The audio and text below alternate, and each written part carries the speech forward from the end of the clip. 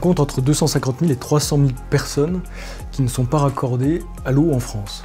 Cela recouvre des situations assez diverses. Les situations les plus critiques concernent les personnes qui vivent en squat, campement et bidonville.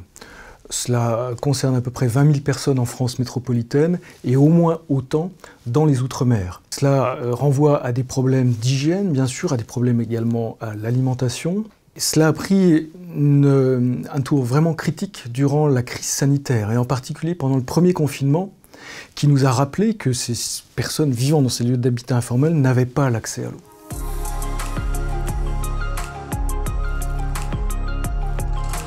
La France met en place une politique de résorption des bidonvilles. Il y a une instruction du gouvernement de 2018 qui fixe un objectif clair de résorption définitive de ces lieux d'habitat insalubres. Une des dimensions de cette action sur les sites le plus tôt possible, pour travailler à leur disparition définitive, c'est de mettre en place l'accès à l'eau pour sécuriser les conditions de vie sur le site. La première action à mettre en place, c'est de connaître la situation de ces habitats, de les cartographier et de voir quels sont les besoins qui se posent en termes d'accès à l'eau. On a pour ça une plateforme numérique, Résorption Bidonville, qui permet de cartographier l'ensemble de ces sites et de repérer les manques. Une fois que ce travail de diagnostic est fait, il faut mettre des solutions opérationnelles sur le terrain, de raccordement de ces sites au réseau, et le dernier kilomètre de cet accès à l'eau, de mettre en place dans les sites des modalités de distribution pour ces habitants et de mettre en place quelque chose de sécurisé et qui sera maintenu dans l'état dans la durée.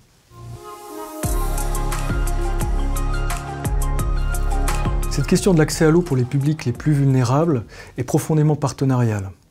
D'abord parce qu'il y a de nombreux acteurs compétents sur le sujet à des titres divers. Les collectivités territoriales, responsables du service public de l'accès à l'eau, l'État, qui est responsable de la sauvegarde de la dignité humaine sur ces situations humanitaires complexes, les entreprises de l'eau, en charge du service public de l'accès à l'eau, et les associations qui interviennent auprès des habitants et qui connaissent au mieux leurs besoins.